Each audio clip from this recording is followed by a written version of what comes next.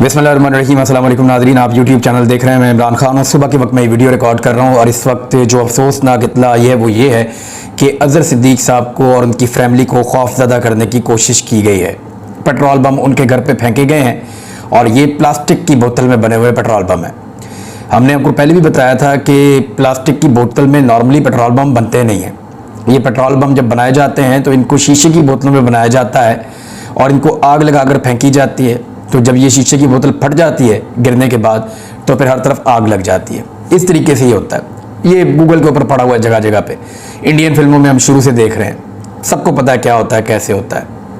लेकिन अब मामला ये है कि ये प्लास्टिक की बोतलों के अंदर पेट्रोल बम कौन बना रहा है और कौन है जो खौफजदा करने की कोशिश कर रहा है। इस लड़ाई को लोगों के घरों तक क्यों ले जाया जा रहा है।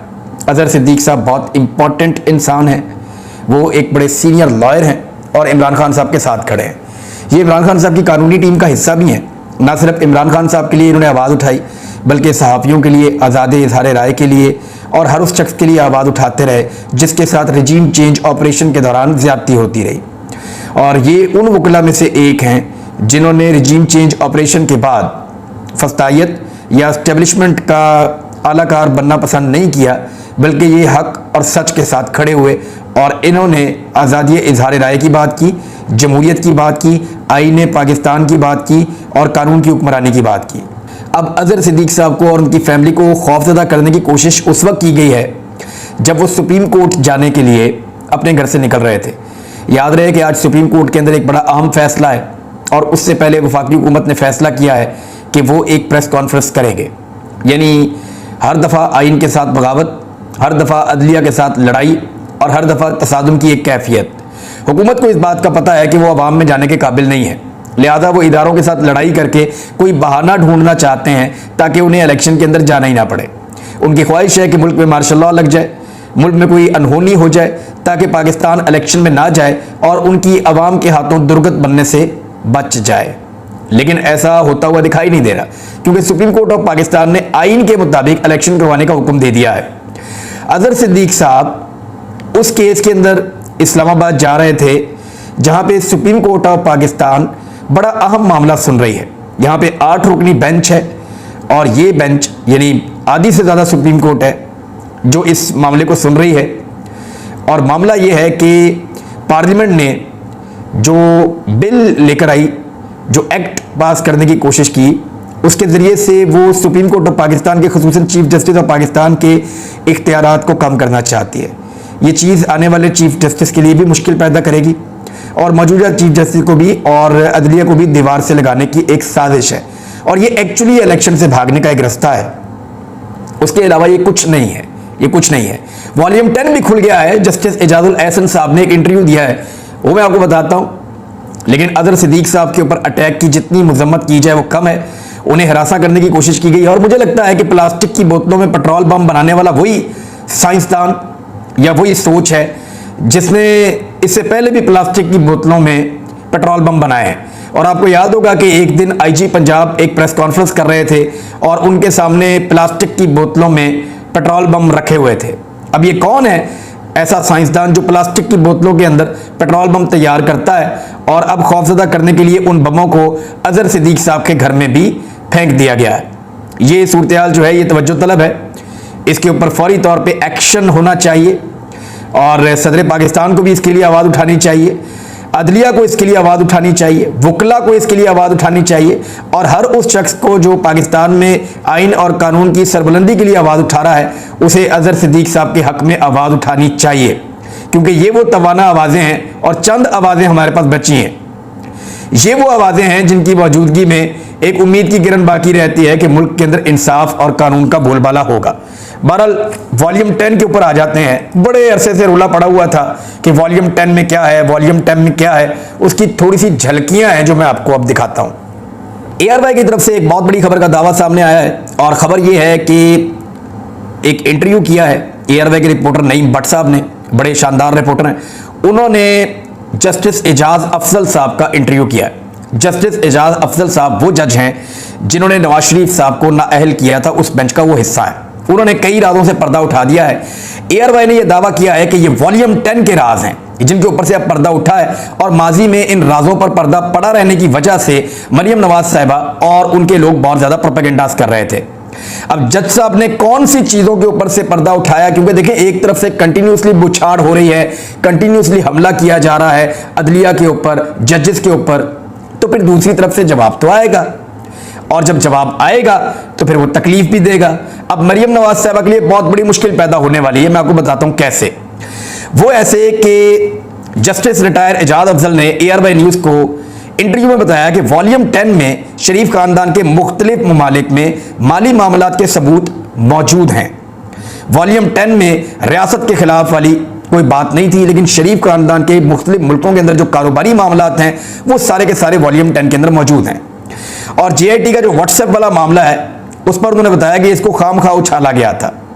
उन्होंने कहा कि हमने JIT के लिए हुकूमत से नाम मांगे, तो जो नाम भेजे गए उन नामों को चेक किया गया, तो उनकी दयानतदारी पर बहुत सारे सवालात खड़े हो गए। जिन अफसरान के नाम भेजे गए थे हुकूमत की जानिब से, यानी उन्होंने ऐसे बंदे भेजे जो उनकी मर्जी की JIT बन जाती है। फिर रजिस्ट्रार ने रूटीन में चेयरमैन SECP को व्हाट्सएप पर नए नाम देने के लिए मैसेज कर दिया। उन्होंने कहा कि नए नाम तो आ गए, लेकिन हमने देखा कि उसी चेयरमैन ने सीक्रेट मामला, यानी ये खुफिया मामला, हुकूमत को बता दिया। उस पर मैंने ऑब्जर्वेशन दी कि ये तो हुकूमत के ज़ेरे असर है, हम किस तरह इन पर एतबार कर सकते हैं। रजिस्ट्रार को तहरीरी तौर पर भी नाम मांगने चाहिए थे, लेकिन उन्होंने रूटीन में व्हाट्सएप कर दिया था। जस्टिस रिटायर एजाज अफजल ने कहा कि जस्टिस खोसा और जस्टिस गुलजार ने पनामा के पहले फैसले ही में नवाज शरीफ को कसूरवार ठहरा दिया। इन दोनों जजेस ने कहा कि नवाज शरीफ की असेंबली में तकरीर और कतरी खत सब कुछ गलत है। जब मैं 3 रुकनी बेंच का सरबराह बना तो नून लीग की जानिब से मिठाई तकसीम की गई। उन्होंने कहा कि दौरान समाअत अकामा और कंपनी से मुआहदा सामने आया, जिसे वकला ने तस्लीम कर लिया। यानी नवाज शरीफ साहब का अकामा भी सामने आया, जनरल बाजवा के बकौल वो जनरल आसिम मुनीर साहब लेकर आए थे जो इस वक्त के आर्मी चीफ हैं। नवाज शरीफ साहब का अकामा भी सामने आया और उनका कंपनी से मुआहदा भी सामने आया, और उनके वकला ने तस्लीम किया कि यह दुरुस्त है। तनख्वाह नवाज शरीफ साहब के अकाउंट में आती रही। आज तक इस बात को छुपाया जाता है कि ख्याली तनख्वाह है। मैं बताता हूं कैसे। मरियम नवाज साहिबा का अगर आप ट्विटर अकाउंट खोलते हैं तो उसके आप पहले पेज पे चले जाएं, तो मरियम नवाज साहिबा ने एक ट्वीट है जो उन्होंने 6/7/2018 को की थी, आज से 5 साल पहले। उस ट्वीट को उन्होंने पिन किया हुआ, यानी सबसे ऊपर वही पड़ी हुई है पिछले 5 साल से। 33,000 के करीब उसके रीट्वीट्स हैं। मरियम नवाज साहिबा लिखती हैं, नवाज शरीफ के खिलाफ होने वाली साजिश का खुलासा 28 जुलाई ख्याली तनख्वाह पर नाअहली। ये याद रखिएगा, ख्याली तनख्वाह पर नाअहली। 6 जुलाई ख्याली मलकियत पर सजा। ये मरियम नवाज साहिबा का कहना है, और ये पिन जो की हुई है इन्होंने ट्वीट, अब इनको हटानी पड़ जाएगी। उसकी वजह मैं आपको बताता हूं। जज साहब ये बता रहे हैं कि जब अकामा और कंपनी सामने आई, वकला ने उसको तस्लीम कर लिया और तनख्वाह नवाज शरीफ साहब के अकाउंट में आती रही, लेकिन नवाज शरीफ साहब ने उसको जाहिर नहीं किया। कानून कहता है कि कागजात नामजदगी जमा कराते वक्त पिछले साल जून तक के असासे जाहिर करने होते हैं। तनख्वाह जनवरी 2013 में वापस की गई थी, मगर जून 2022 को जो तनख्वाह नवाज शरीफ साहब ले रहे थे उस तनख्वाह को नवाज शरीफ साहब ने जाहिर नहीं किया था। जस्टिस रिटायर एजाज अफजल साहब के मुताबिक यह भी नहीं कहा गया था कि तनख्वाह जाहिर करना भूल गए थे। अगर वो ये कह देते कि हम भूल गए थे तो फिर मामले को देखा जा सकता था। मैं किसी की भी सारी जिंदगी के लिए नाअहली के खिलाफ हूं। कतरी खत एक मफरूजा था जिसको नवाज शरीफ साबित नहीं कर सके, यानी कतरी खत के ऊपर पूरा इनका मौक़िफ़ खड़ा था नवाज शरीफ साहब का, लेकिन वो और उनकी जमात और उनका खानदान, उनके वकला कतरी खत को साबित नहीं कर सके। उन्होंने कहा जब वो असल दस्तावेज JIT ने ली तो मामला खुल गया। 2006 में तो कैलबरी फॉन्ट कमर्शियल ही नहीं था। मरियम नवाज ने दस्तावेज को जाली कहा तो मामला मुतनाज़े होने पर हमने उसे छोड़ दिया। इसी दौरान अकामा सामने आ गया और इसमें एक मुआहदा और कंपनी आ गई। कंपनी में नवाज शरीफ को बोर्ड ऑफ गवर्नर का चेयरमैन बनाकर हर महीने 10,000 दिरहम तनख्वाह दी जाती थी। उन्होंने मजीद ये बताया जज साहब ने कि 2006 से ये तनख्वाह लेना नवाज शरीफ साहब शुरू हुए हैं और जनवरी 2013 तक नवाज शरीफ साहब के अकाउंट में ये तनख्वाह आती रही है। यानी लगभग आप समझ लें कि 7 साल तक नवाज शरीफ साहब एक तनख्वाह वसूल करते रहे हैं, 10,000 दिरहम महाना 7 साल तक वसूल करते रहे हैं। और मरियम नवाज साहिबा ने क्या लिखा अपने ट्विटर के ऊपर, ख्याली तनख्वाह पर नाअहली। यानी ख्याली तनख्वाह पर नाअहली मरियम नवाज लिखती हैं, जबकि नवाज शरीफ 7 साल तक रिटायर्ड जज साहब के बकौल ये तनख्वाह वसूल करते रहे हैं 10,000 दिरहम माहाना, और ये ठीक ठाक अमाउंट होती है पाकिस्तानी पैसों में। उन्होंने मजीद कहा कि 2006 से ये तनख्वाह जनवरी 2013 तक नवाज शरीफ के अकाउंट में जाती रही। नवाज शरीफ के वकला ख्वाजा हारिस और सलमान अकरम से पूछा गया तो दोनों ने इस बात को तस्लीम कर दिया कि तनख्वाह बिल्कुल आती रही है। तनख्वाह निकलवाई नहीं गई, लेकिन निकलवाने का इख्तियार नवाज शरीफ साहब रखते थे, यानी वो नवाज शरीफ साहब का एक एसेट था जिसको नवाज शरीफ साहब ने छुपा लिया, और वो उन्हीं की मलकियत थी, यानी नवाज शरीफ साहब की मलकियत थी। उनके वकला ने यह बात मानी। अगर ये नवाज शरीफ की मलकियत नहीं थी तो बेटे को लाखों दिरहम कैसे वापस किए, क्योंकि नवाज शरीफ साहब ने ये पैसे अपने बेटे को वापस भिजवाए थे। पहले यहां पे अकाउंट में इकट्ठे किए, फिर वापस भिजवाए थे। जस्टिस रिटायर्ड एजाज अफजल के मुताबिक हमने कहा यह मुस्तकबिल की तनख्वाह की बात नहीं है, बल्कि 6.5 साल से यह तनख्वाह लेते रहे हैं। कानून कहता है कि कागजात जमा करवाते वक्त पिछले साल जून तक के असासे दायर करने हैं। हम नूरे को गामे को असासे छुपाने पर सजा दे सकते हैं, तो नवाज शरीफ को क्यों नहीं? ज्यादती करने वाले मुजरिम को सजा के 3 साल बाद इंतखाबात लड़ने की इजाजत है, तो फिर नवाज शरीफ साहब के लिए भी रास्ता हो सकता है, उनकी एक राय थी। लेकिन उन्होंने एक बात बड़ी क्लियरली की, उन्होंने कहा कि ये जो मरियम नवाज साहबा ने एक बयानिया बनाया हुआ ना ख्याली तनख्वाह, तो वो ख्याली तनख्वाह नहीं थी। 7 साल तक नवाज शरीफ साहब ने अपने अकाउंट में वो तनख्वाह ना सिर्फ वसूल की, बल्कि बाद में वो इकट्ठी करके अपने बेटे को दी, और वो नवाज शरीफ साहब की मलकियत थी, इसलिए उन्होंने अपने बेटे को ट्रांसफर की और फिर अपने इस एसेट को छुपाया, अकामे को भी छुपाया, तनख्वाह को भी छुपाया, और इसलिए नवाज शरीफ साहब ने उसको छुपाने की पादाश में, अगर वो कहते गलती हो गई है तो सूरत हाल और होती, लेकिन वो तस्लीम भी कर रहे थे और भाग भी रहे थे, और झूठा अकामा भी जमा करवा दिया था, कैलिबरी फॉन्ट वाला पेपर भी जमा करवा दिया था। तो सारे मामले मशकूक होने के बाद नवाज शरीफ साहब का बचना मुमकिन नहीं था। ये सारी चीजें जो हैं वो अब सामने आई, यानी वॉल्यूम 10 भी आहिस्ता आहिस्ता उसकी कुछ झलकियां लगी हैं, नई झलकियां भी आ सकती हैं, नई चीजों का भी पता चल सकता है, और आने वाले वक्त में आपको पता चलेगा, इसलिए कि शरीफ खानदान अदलिया की तज़हीक के अंदर कोई कसर नहीं छोड़ रहा, और जब वो ऐसा करेंगे तो पलट के चीजें उनके सामने आएंगी। इमरान खान साहब ने एक स्टेटमेंट दिया, उन्होंने कहा जी लंदन प्लान के तहत मेरे करीबी साथियों को हरासा किया जा रहा है। इमरान खान ने कहा जब अली अमीन गंडापुर को अगवा किया गया तो डीपीओ ने डेरा इस्माइल खान में सेशन जज को बताया कि वो तौहीन अदालत का चार्ज ले लेंगे, मगर अली अमीन को हिरासत में जरूर लेंगे क्योंकि ऊपर से अहकामात हैं। आज मेरे सिक्योरिटी इंचार्ज इफ्तिखार घुम्मन को अगवा कर लिया गया है। इमरान खान ने मजीद कहा कि यह सब लंदन प्लान का हिस्सा है, जहां नवाज शरीफ को पीटीआई को कुचलने की यकीन दहानी करवाई गई। लिहाजा अब मेरे करीबी लोगों को मेरी क़यादत के साथ आइन और कानून की मुकम्मल खिलाफ वर्जी करते हुए पाकिस्तान भर में हरासा किया जा रहा है, अगवा किया जा रहा है, तशद्दुद किया जा रहा है और शर्मनाक मुकदमात का सामना करना पड़ रहा है। देखिए, तो इमरान खान साहब ने बड़ा क्लियर कहा है कि नवाज शरीफ को एक बहुत ताकतवर शख्सियत ने ये यकीन दहानी करवाई है कि वो इमरान खान साहब का पत्ता साफ करके देंगे। अब हालात ही ऐसे नहीं बन रहे और अवाम इमरान खान साहब के साथ खड़ी है, जबकि दूसरी जानिब इमरान खान साहब के ऊपर नए से नए मुकदमात होते चले जा रहे हैं।